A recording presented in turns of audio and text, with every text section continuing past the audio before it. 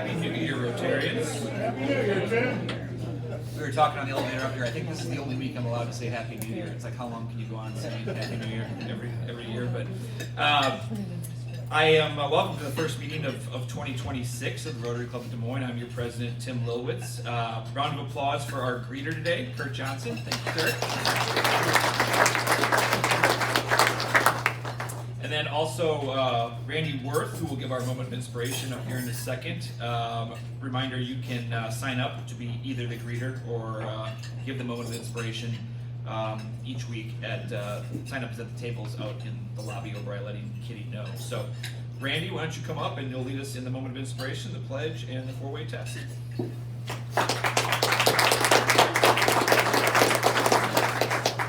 Thank you, President Tim. After this, there may be a rush for you to sign up to do the inspirations. So here we are post-Christmas season, Thanksgiving to Christmas. A lot of get-togethers with family and friends. I hope your family didn't make you wish you didn't have a welcome mat. But today I want to focus on friends. Friend is a chosen relationship. Good friend, you may have something that's in common, an interest, or this, or that. But with a friend, there's kind of a built-in cushion of space around them that you let them be who they are. Let them call you an idiot, and you can say, oh, okay, you buy lunch, and then it's over. Stuff like that. And even later in life, and I'm there, friendships become even more important to us, to our health, to our mental state. I tell you, it's no fun being the last one in the barrel, okay? So anyway, I have an example of a relationship that kind of covers all of these that I'd like to go through, and that's the relationship between Henry Ford and Thomas Edison. Now, Henry Ford worked for Edison very late 1800s. Not a work assignment by any means, but they were both working on the design of a car. And Mercedes-Benz had already beat them to the car design, but they were working on design. Ford's was gas, Edison's electric. Well, Edison, we were having a business meeting, company meeting at a hotel in New York. He found out about it, so he asked him to bring his drawings. So they did, laid them out. Edison took his, folded them up, put them down, and said, this is it. And essentially kicked him out of the company. He said, go build it. And that started a relationship, not only a business relationship that we've kind of touched on in other inspirations, but a personal relationship as well. Through the ups and downs of business, this, that, and the other. Well, later in life, they were good enough friends that they owned homes together, side by side, as well as Harvey Firestone, all three right maroon, in Fort Myers, Florida. And they would do research in Edison's lab, which was right across the street. Ford built a museum, blah, blah, blah, and things were great. Very late in his life, Edison was confined to a wheelchair. So what does Ford do? He goes and he buys himself a wheelchair. Why? Not because he wanted to make Edison feel better. It's because they could race. That's a friend. Ford would later say, my best friend is the one that, just paraphrase, my best friend is the one that brings out the best in me. If you made a resolution, and my hope for 2026 is that there should be somebody out there that I can help become their best. Now the Pledge of Allegiance. Oh, it's back here. I pledge allegiance to the flag of the United States of America and to the republic for which it stands, one nation, under God, indivisible, with liberty and justice for all. And the four-way test. Is the truth, is fair to all concerned, will build goodwill and better friendships, will be beneficial to all concerned. Meet and greet. I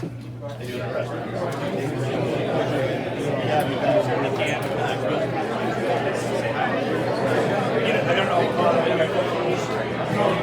Yeah, go ahead. I'd like to. Rusty, nice to meet you. Good to have you, brother. Yeah, thank you.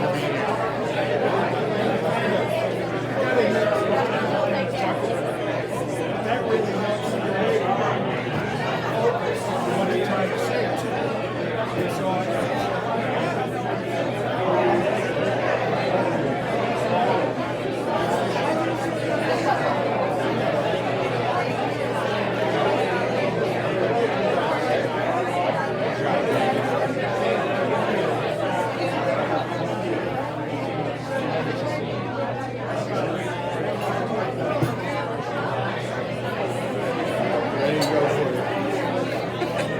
Hey, good to see you again.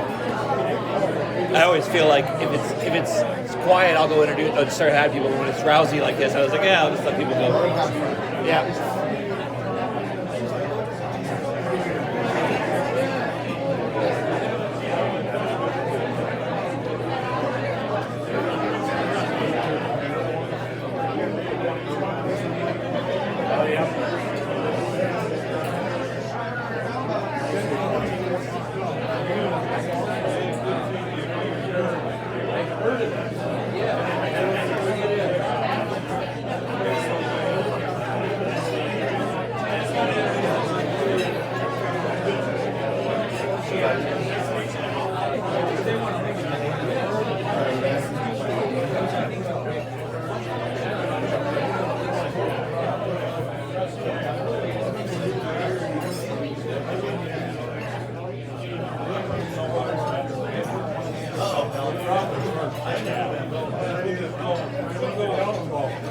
All right. We will move on with the rest of our presentation here. As we do every week, we have several guests, and we will introduce them. Guests, just please stand when I call your name, and everyone else hold your applause so that we can greet them as one group at the end. So, first we have here to give us an announcement later. We have Ed Arnold from the Northwest Des Moines Rotary Club. Then we have Nate Book from the Iowa Wolves, a guest of our club, of course. And then we have Bethany Botchway, Engagement Director at Ellipsis, a guest of Chris Anderson. Mara Walsh, the daughter-in-law of Kathleen Jones. We have Amy Beatty here at the head table, guest of Graham Gillette. And then we have Katie O'Neill, a guest of, I believe, her mom, Melissa O'Neill. So thank you, guests, for joining us.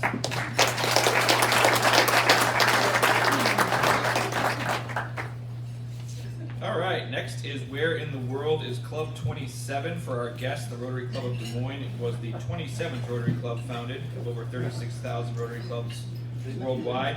And the picture is already to my left up here, and at this point, Doug Salzgeber is just trolling me. Doug, for those of you who don't know, Doug's probably up here half the time. And now I would tell you, Doug, a president who was, wanted to take the high road and just move on would not say anything about this picture, but I'm not that kind of president. So I will point out that the assignment for Where in the World, Doug, is to show us fun and interesting places, and I don't think Hilton Coliseum qualifies as one of those places. That's just my personal opinion, but if you do have actually any pictures from your travels, especially over the holidays, please send them to Kitty, and we'll put them up here to show to the club. All right, next we have, as I mentioned earlier, a couple special guests here with us today to talk about the February event, the annual event to continue Rotary's important fight against polio. So Ed Arnold and Nate Book will come up here and let us know about that. Ed and Nate.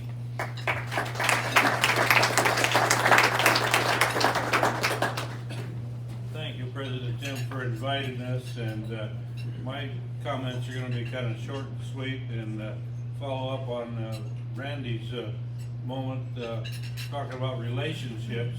About 18 years ago, we established a relationship with the Iowa Energy, now the Iowa Wolves, and you may hear from Nate later on about how that relationship really compares to the things that we do in Rotary. But primarily, we're talking about basketball game that we have each year. This will be the 18th year, and it's a fundraiser trying to raise funds for the eradication of polio. The last 17 years, we've raised over $170,000, sold 17,000 tickets to the game. That equates to $510,000 when you add in the Melinda and Bill Gates Foundation 2-for-1 match, and that's enough to immunize over 800,000 kids. My goal since we started this has always been to raise $20,000, to sell $20,000, raise $20,000, sell 2,000 tickets. And to do that, there are about 1,200 tickets. There are 1,200 members of Rotary in the greater Des Moines area. Realistically, if every club would commit to selling 2 tickets per member, we would easily surpass the $20,000 to raise. $20,000 equates to $60,000 when you include a 2-for-1 match. That's 100,000 kids we can immunize against polio. So I'm going to let Nate Deuce, who's the senior account executive for the Iowa Wolves, tell you how we're going to do that. Nate? Thank you, Ed. Good morning, guys.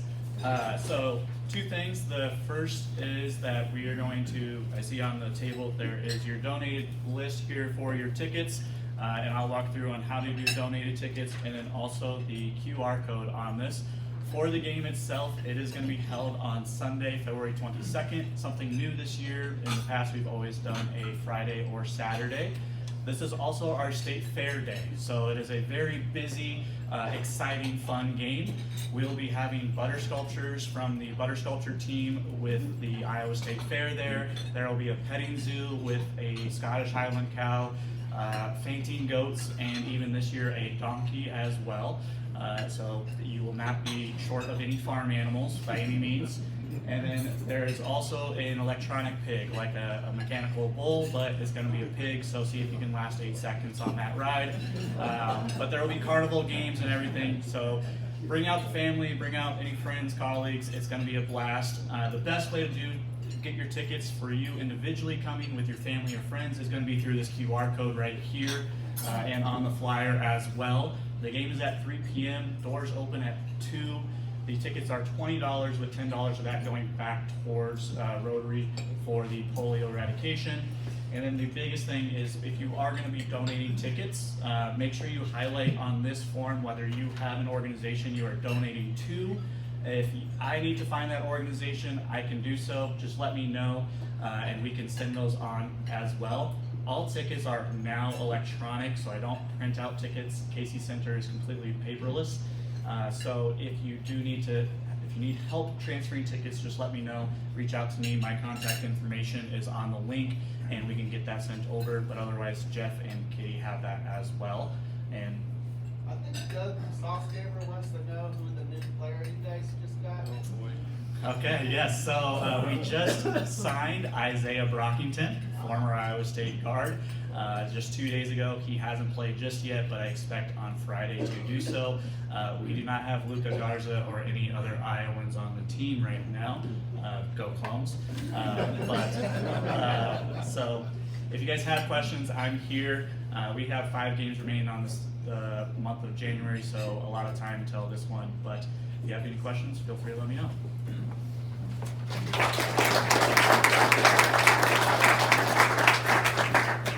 Can't wait to see the picture of Doug and Isaiah up here next week. Finds that out.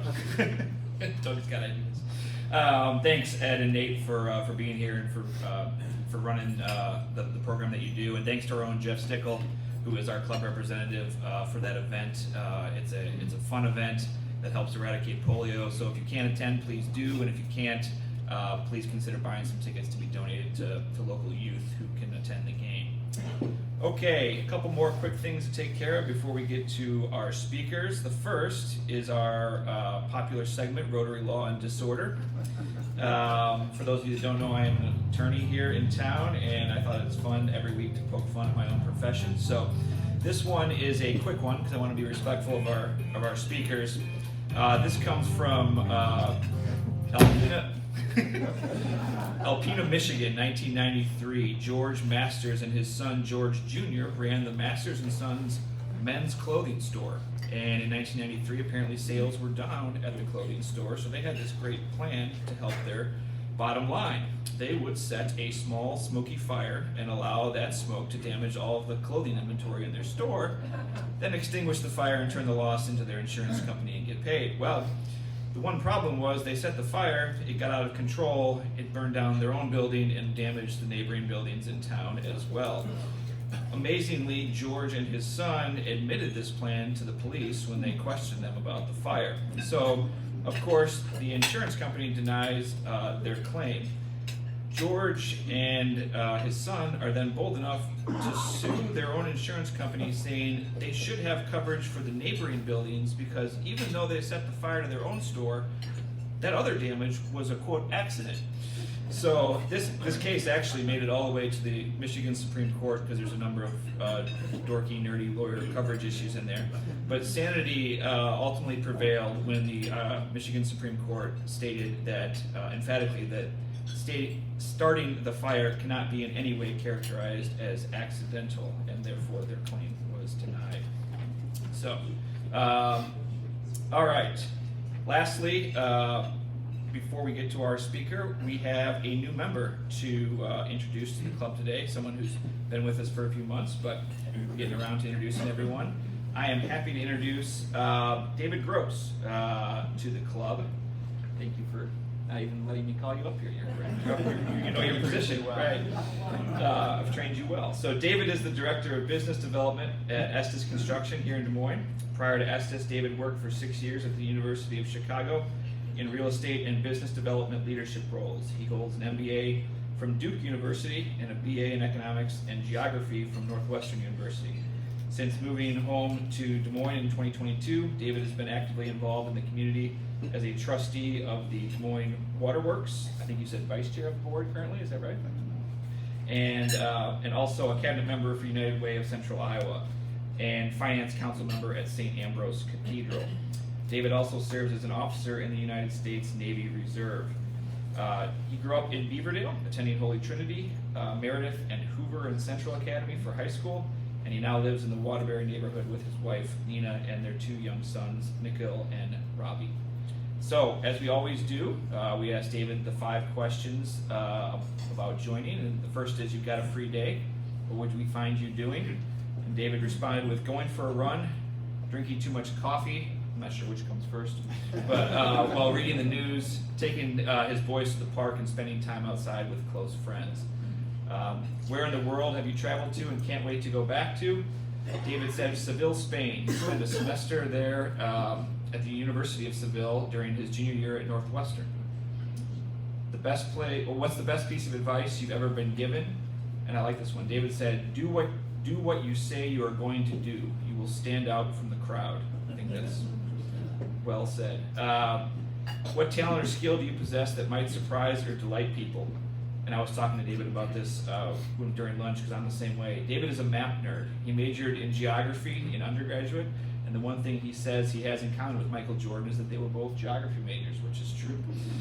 But David and I were talking about how when we look up a place, we end up invariably spending 15 to 20 minutes looking at the map around there. So the last question that David will answer from the podium here is, you're joining the Rotary Club of Des Moines. What can't you wait to tell your friends and family about our organization? Thank you, Tim, and great to be formally introduced. I'm coming into this experience with a bit of a unique perspective. I was a member of the AM Club for 2 years before I saw the light and came to join you all.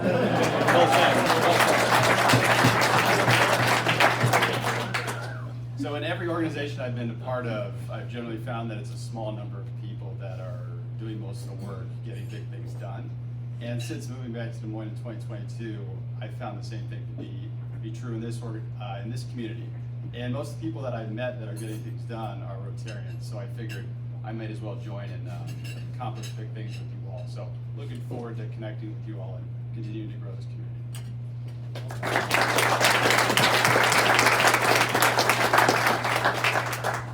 Thank you, David. We are delighted that you saw the light and decided to join our club. Okay, Graham Gillette, our program committee chair, and actually David's sponsor to the club, will will now introduce our program for today. So, Graham?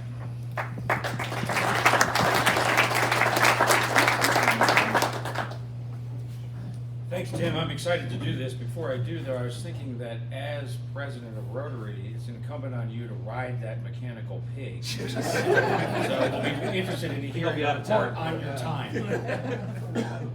I really am excited about today's program. Our speakers today are journalists, actual journalists. Look at them, touch them. This is something you'll be able to tell your grandkids about someday. They've spent their careers telling the important stories of our time. At a moment when many of the journalistic institutions we once relied upon are thinning their investigative work in favor of lighter fare, which restaurants open, which restaurants closed, those types of things. Dave Hoggy and Josephine Marcotti have remained committed to journalism in its truest sense, careful, fact-driven, and fair. When Dave and Josephine began researching Sea of Grass, the conquest, ruin, and redemption of nature on the American prairie, they recommitted themselves to a principle that has guided their entire careers, letting the facts determine the direction of the story. This book tackles an issue that is both critically important and widely underreported: the dramatic loss of America's grasslands, a change that has accelerated climate impacts and reshaped our nation's economy, landscape, and communities. I first met Dave and Josephine as the pandemic was winding down. They visited my home, and sitting appropriately socially distanced, they discussed their vision for this book. The result of their effort is even-handed journalism at its best. When you entrust someone to tell your story, you take a leap of faith that it will be done honestly and without bias. Amy Beattie, who's here with us today, and Liam Stowe took that leap when they agreed to be interviewed by Dave and Josephine. If you have read, or when you read Chapter 8, which examines Des Moines Waterworks' lawsuit over agricultural pollution, you will see that Dave and Josephine delivered on that trust. They treated the subject and Bill Stowe's legacy with care, rigor, and respect. Dave Hoggy spent 30 years as a reporter and editor at the Minneapolis Star-Tribune, where he oversaw award-winning health and environmental coverage. Josephine Marcotti is an award-winning environmental journalist whose reporting on the prairie and agricultural impacts naturally led to this book. Please join me in welcoming Dave Hoggy and Josephine Marcotti.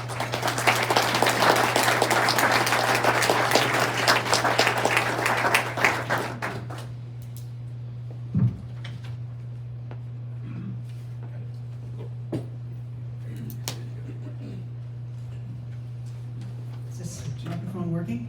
You don't hear me? Okay, good. We now have 3 microphones up here. Amazing. Hope we don't get feedback. Jimi Hendrix. Raise that one down. Graham, thank you for that beautiful introduction. Warm words about journalism, so important in our time. I actually have a long relationship and debt to Rotary. I was a Rotary scholar 40 years ago, spent a year in graduate school in England. I'm still in your debt. And I just want to say, you know, the 4-way test, so valuable, so wonderful in these polarized times. It's just such a great philosophy. With that, I'll turn it over to Josephine to talk about this project. So as Graham said, Dave and I are journalists. We worked together at the Star-Tribune in Minneapolis for more than 30 years. And during our last decade there, I was the environmental reporter and he was my boss. And we're still friends. In those positions, we had a terrific view of what was happening to the land around us and the consequences of it. I didn't grow up in Minnesota, I didn't grow up in Iowa, I grew up in a suburb of Detroit. And like so many people in the Midwest, I had heard a lot about the prairie, but I had never seen it, I had never experienced, because it was largely gone. And as a child, I loved Laura Ingalls Wilder's books about the prairie, but it was only as an environmental reporter that I recognized what we had lost and what we are still losing. One of the most extraordinary grassland ecosystems in the world. We're still losing that at a rate of about 1 million acres a year. Not here, obviously, since the grassland here has been long gone, but we are still losing 1 million acres a year in places like South Dakota and Montana. I learned that prairies really, what they really are, and how critical they are to preserving and how critical it is to preserve the few scraps that remain.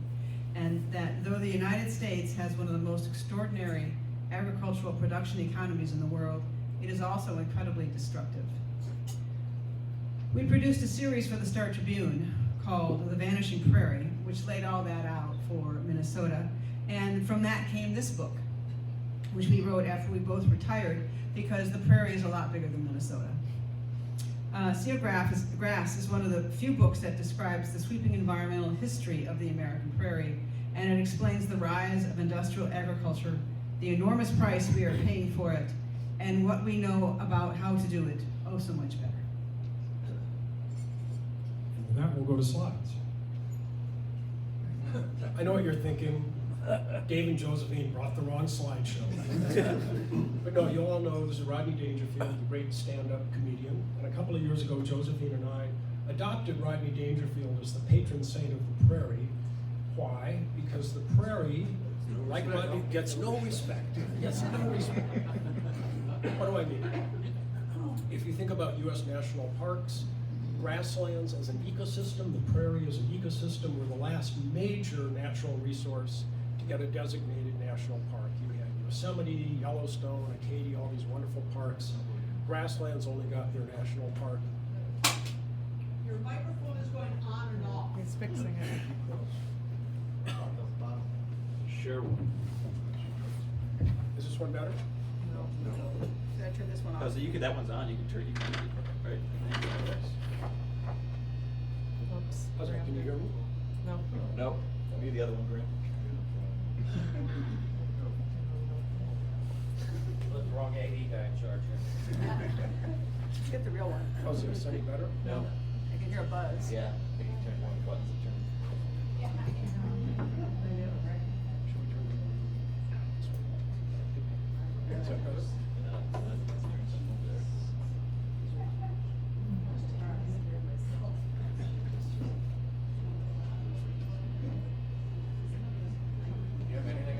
No. None of the three are up here working. Alfredo's on his way.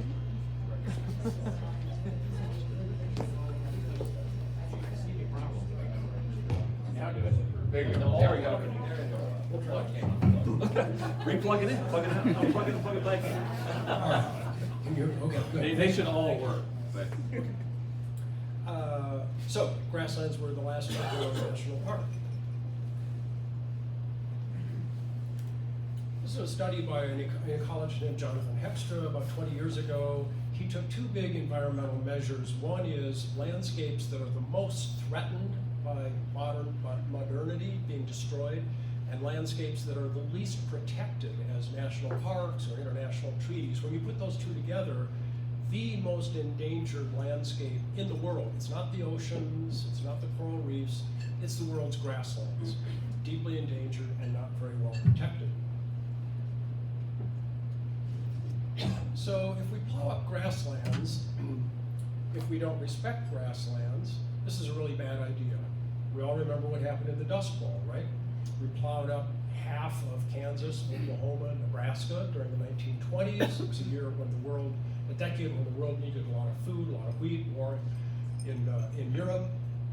Everybody thought, well, it's going to stay wet forever. No, the 1930s were extremely dry. The Dust Bowl happened. A third of all farmers in that part of the country completely went out of business, moved west. And even today, even though we've made huge progress against erosion because of conservation techniques adopted after the Dust Bowl, we're still losing to erosion the equivalent of 100 million dump trucks every year getting washed off our lands. That's valuable topsoil, priceless topsoil that produces our food. Iowa, for example, has lost 50% of its what's called soil organic matter. That's the rich soil that grows our food, 50% since 1900. Yep. One of the things that we lost when we lost prairies, of course, is wildlife. And this, and I'm not talking about, wolves and whatnot, but we've lost an enormous number of insect species, some of which we didn't even know existed. And this is, they form the bottom of the food chain. And they are also, of course, the insects we need to pollinate crops. Not corn and soybeans, but the food we eat needs pollinators. And as a result of the loss of the natural pollinators, we now have created a whole new form of livestock called honeybees, which are trucked around the country to pollinate crops like watermelons. In addition to the loss of insects, since the bottom of the food chain, we've lost something like 50% of the grassland birds have declined or disappeared since the 1970s. And then, of course, there's all the other animals that are part of our ecosystem, which we have also lost, partly because of the chemicals we use in agriculture, but mostly because of the loss of ecosystem like grasslands. Grasslands are also an invaluable carbon sink. The American prairie is one of 4 great grasslands in the world: the steppes of Central Asia, the pampas of South America, Latin America, and the veldt of South Africa. Together, the soils, think about what grass does, plants do. Grasses inhale carbon dioxide from the atmosphere, then they exhale oxygen, that's photosynthesis. Grasses take that carbon and they lock it in the soil, deep, deep prairie roots, and it's estimated that soils in the world's grasslands now are the largest single carbon sink on Earth. Grassland soils hold more carbon than the world's forests. They hold more carbon than the world's atmosphere. It's estimated that they hold more carbon than human beings have emitted since the Industrial Revolution. What happens when we plow open grasslands? All that carbon is released from the soil. It goes into the atmosphere. It makes climate change even worse. And we lose those great grasslands as a future carbon sink that will take carbon out of the atmosphere and sequester it underground. Where did the prairie come from? Rocky Mountains? Beautiful slide, handmade slide, Rocky Mountains. Go ahead, Jane. So, there was a time 60 million years ago when the middle of the continent was covered by a sea, which drained away, and then we had actually hardwood forests in the middle of the continent. But then we had this enormous geological event called it's the climatic event where the 2 plates collided and forced the Rocky Mountains up out of the geological base of the planet. Once those mountains came up, it created this giant rock wall across the middle part of the country. So the rain that came from the west could no longer hit the middle section of the country. And as a result, the west side became much wetter, and the middle part of the country was very dry. And that's why now today we have grasslands, because grasses are exquisitely designed to survive in dry climates. There's something like, in the middle part of the country, our average rainfall is 10 to 15 inches a year, and that's a third or a quarter what it is across the rest of the country. So that's where we got our prairies. This is just a slide showing how exquisitely adapted grasses are to this extremely hostile climate. We have 100-degree temperatures and no rain in the summer, we're 30 below in the winter. Grasses are famous for their deep, deep roots, big blue stems. Some of the other prairie grasses can send roots 10 to 12 feet underground. They store water deep underground through the hot summers. They store carbon, they store sugar, so that they can grow back after a drought, after a prairie wildfire. Grasses are exquisitely adapted to this harsh, harsh climate that we're all familiar with. Now, when the first Europeans arrived and started moving west off the eastern seaboard, they saw this prairie landscape and they found it intimidating and hostile. At first they reasoned, there are no trees here. This place must be infertile. Why would anyone move to a place that has no trees? Before long, they realized that prairie soil was incredibly rich because those grasses and prairie plants had been storing carbon and other nutrients in the soil for thousands of years. It took a few technological innovations to help Europeans conquer this prairie. They brought their primitive plows from New England that were made of cast iron. You couldn't use them in these wet, muddy prairie soils. The soil would cling to that blade. A farmer had to stop every 10 or 15 feet, scour the soil with that blade. Infuriating, slow work, until the great John Deere invented a plow with a sharp stainless steel share blade. He sold 1,000 of those plows. The first year he was in business, within 5 years, he was selling 10,000 of those plows a year.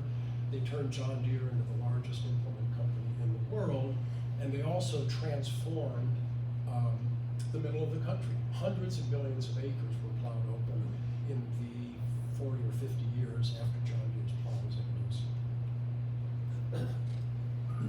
And everybody in Des Moines knows about tile drainage. And this is what it used to look like.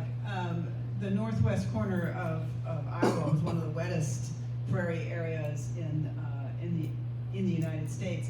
But it was just one. I mean, there was huge swamps in Indiana, and you'll remember the Great Black Swamp in northwest Ohio, which was an incredible barrier to early settlers who had to go around it. And they, in order to find their way through it, they learned to tie flags on top of the compass plant so that people who came after them would know which direction to move in. And that's one of the reasons, of course, why it's called the compass plant.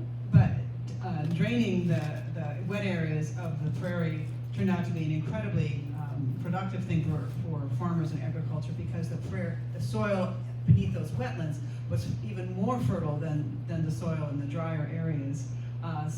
Sometimes once they planted an area that had been wet, the yield in those acres was, you know, 2 or 3 times as much as it was in other parts of the prairie lands. The northern third of Iowa, a region called the Des Moines Lobe from the Ice Age, was all swamps, just impossible. Malaria, horrible. It was drained with tile drainage, and now, of course, that's some of the most productive farmland in the world, worth thousands and thousands of acres. I think we made a little calculation that Des Moines Lobe is now worth well over $1 billion because of agricultural productivity from tile drainage. And then, one more step, I'll skip through this one, but you know, technology kept advancing. Pretty soon, an Iowa farmer who could cultivate maybe 50 or 60 acres in 1820, all of a sudden was running a farm of 150 to 180 acres. Farm productivity just exploded in the 19th century, and was an agricultural marvel. Century of conquest following these technological breakthroughs, like John Deere's plow, like tile drainage. Between 1820 and 1900, average Iowa farm grew from 50 acres to 200. Overall, settlers plowed 300 million acres in less than a century. It's called the most rapid transformation of the landscape in world history. 300 million acres, a sixth of the continent. And the tall grass prairie east of here, Iowa, Illinois, 99% was gone by 1900. The plows sort of stopped about the western edge of Iowa, Kansas, Nebraska, about 1900, because everybody thought west of the 98th meridian, it was too dry. You couldn't grow corn, you couldn't grow soybeans. What you could do was raise cattle, and it remained in grass. You think about western Kansas, Wyoming, Montana, western South Dakota. And then there was sort of a second agricultural revolution starting about 30 years ago with the invention of drought-tolerant corn. All of a sudden you could plant corn in western South Dakota, very dry places. Roundup Ready seeds revolutionized the transformation of the landscape. You could spray a great big grassy pasture with Roundup, come back a week later, the grass is dead, plow it, plant corn. Pivot irrigation, and then of course federal crop insurance made it safe to plant row crops in regions where it would have been unwise. We ran across one study which said that recently converted grasslands, it's like western South Dakota, parts of western Nebraska, crop insurance, federal crop insurance claims were 50% higher in those regions than they were in the rest of the country. Why is that? Crop insurance, it was nature's way of saying, you shouldn't have planted crops here, it's a bad idea. As a result of those breakthroughs today, as Josephine said earlier, we are now plowing up the western grasslands at the rate of 1 million acres a year. That's as fast as we're destroying the Amazon rainforest. 1 million acres a year, that's an area of grasslands the size of Connecticut, disappearing every 2.5 years. And yet, unlike the rainforest, which gets a lot of national attention, with the grasslands west of here, kind of nobody's paying attention. It's an environmental catastrophe. It just doesn't get much attention. As I said before, million dump trucks a year of soil we're losing. That is an invaluable resource. There's a great researcher at the University of Minnesota we talked to when we were first getting into this, and he said, you know, can you think of soil as a finite natural resource? Is it like as valuable as oil or gold or uranium? And he looked at us, he gave us this puzzle look. He said, soil is more valuable. Humans can live without gold. Humans can live without oil. Humans can live without silver and uranium. We can't live without soil.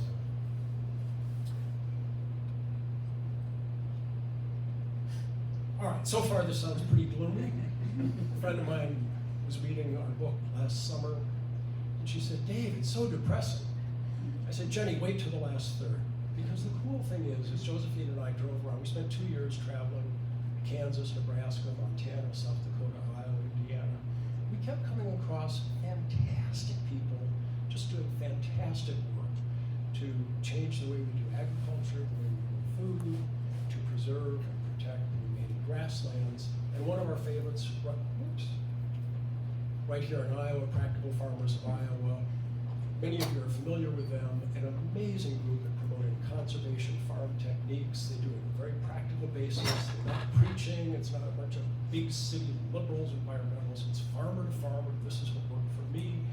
We estimate they now represent 10% of Iowa farmland, farmers who've converted to conservation practices.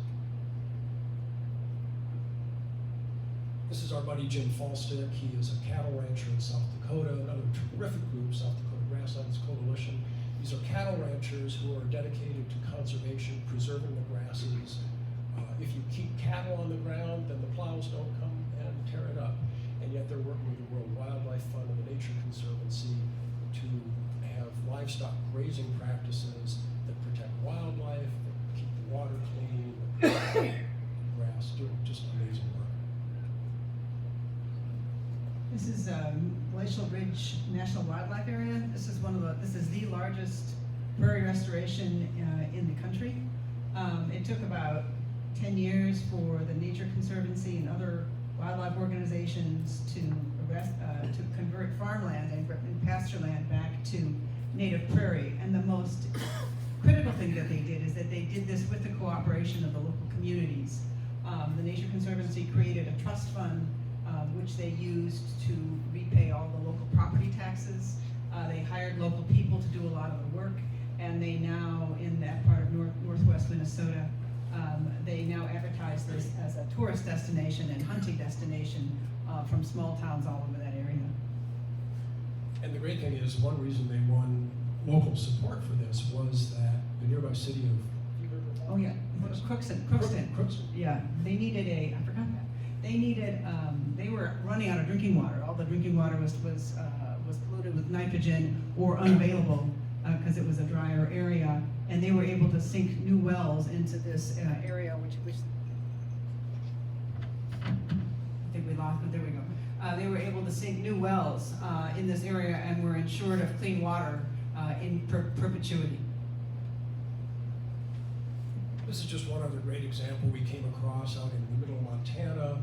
A group of philanthropists and conservationists have been slowly buying up cattle ranches. When ranching families retire, they'll buy a big ranch. And in Montana, we visited a ranch, 60,000 acres. You could fit Manhattan into that ranch 3 times and still have land. Those are big ranches out there. So they've been buying up ranches, turning it back to grassland, restoring wildlife, bison, wolves, grizzlies, and so on. 600,000 acres of protected prairie, an amazing experiment. Tribal bison herds, I'll go through this real quick, but bison are good for grass. Bison and grass evolved together over thousands of years. When you put bison back on grass, it's good for the bison, it's good for the grass. There are now more than 30 tribal nations out west that have tribal bison herds. We're approaching the point, there must be 3,000, 4,000, 5,000 bison in tribal bison herds now. That's approaching the number that naturalists say we could protect bison as a wild species, not as livestock, but as a free-roaming wild species. And it's a wonderful, wonderful experiment. It's also really good for the Indian tribes. We're closing with this, and we'll turn it over to questions. This is a picture that Josephine and I took in South Dakota on a visit visit to Falstead and the South Dakota Grassland Ranchers. And as we were looking over our photos a year later, we said, wait a minute, was this sunrise or was this sunset? We loved the picture, we thought it was beautiful, we fell in love with the prairie, but we couldn't remember. And so we closed by saying, our prairie is endangered, our grasslands are endangered, it's an environmental crisis. Whether we can turn this around and save the remaining grasslands, it's up to us. And so, is this the sunset or the sunrise for the prairie? That's up to us. Thank you.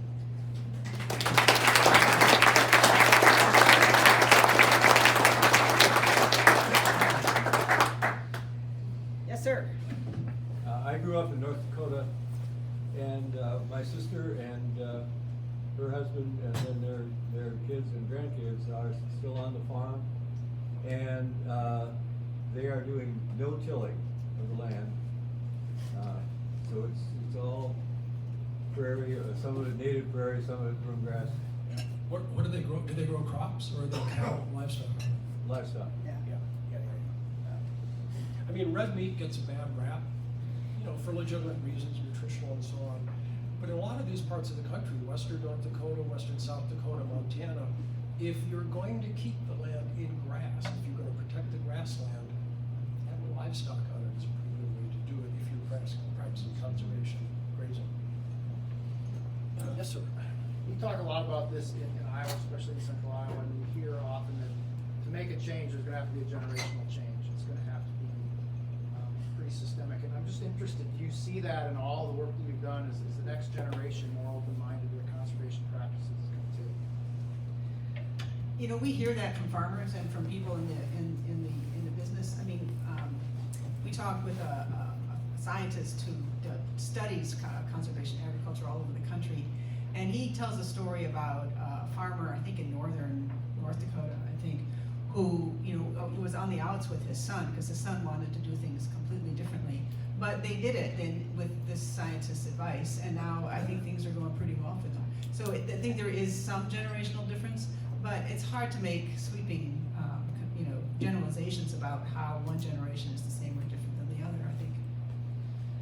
I think when you have a family farm, it's an amazing asset. The worst thing that could happen is you could lose the family farm.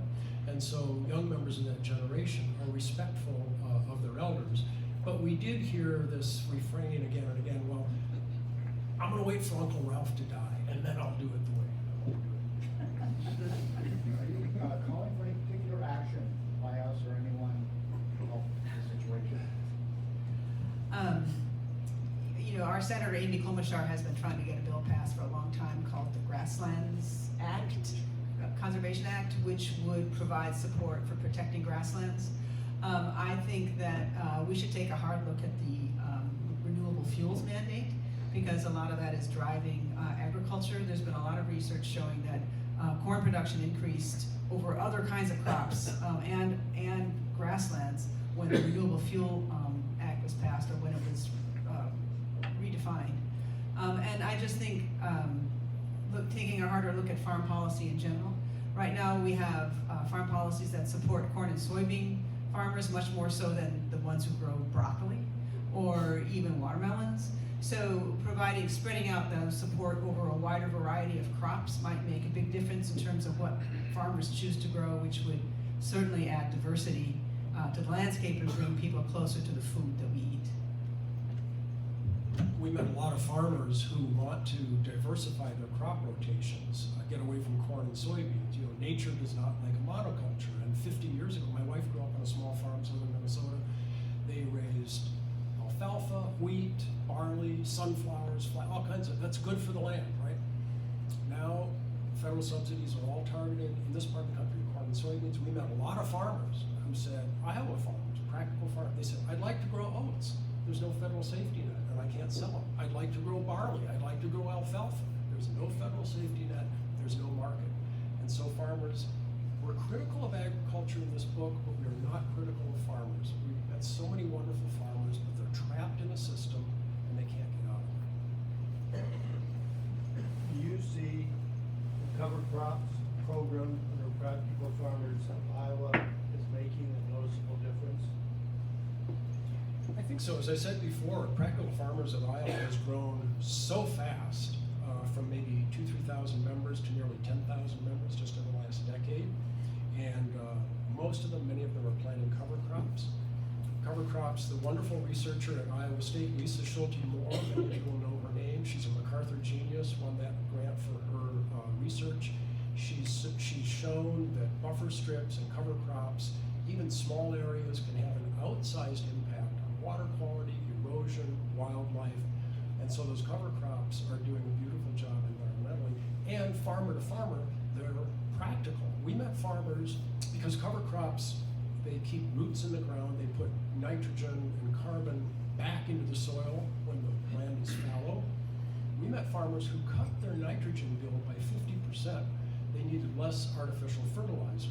A lot of farmers spend $100,000 a year on fertilizer, on nitrogen.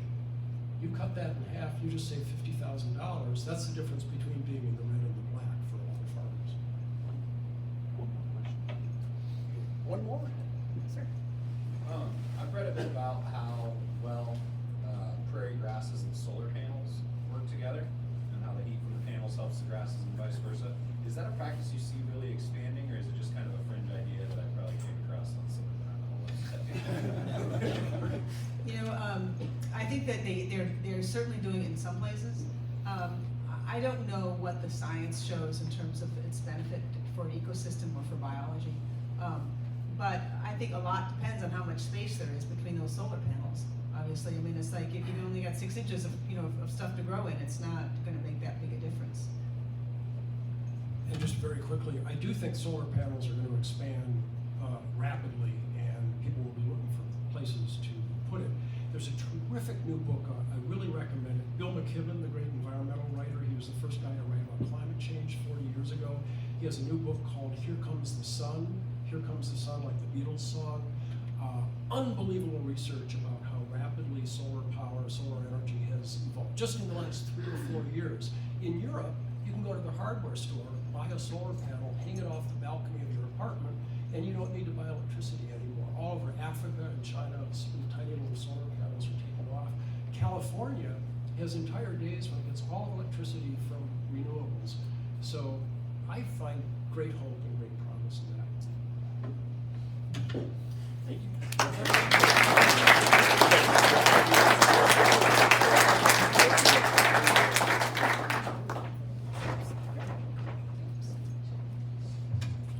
Thank you, Dave and Josephine, for being here today with the Rotary Club of Des Moines. Fascinating conversation. We sincerely appreciate you sharing your time with us. And they said that if you do have any questions that you want to ask to the broader audience, they'll be around for a few minutes if you want to catch up with them. So, quickly, upcoming speakers. January 15th, next week, this meeting will focus on the Rotary Club of Des Moines Foundation, the foundation that we all give to through with our dues.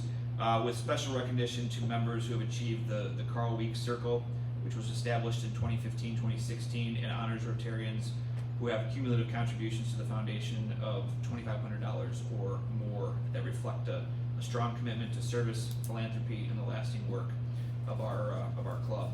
So on January 15th, Becky Greenwald will lead a presentation that celebrates the impact of that foundation, and we hope you'll join us for that. Just a quick note, we won't be recording the meeting next week just because there's a lot of details about our foundation. Obviously, we don't want to put up on YouTube, so we won't have that recorded, but please join us.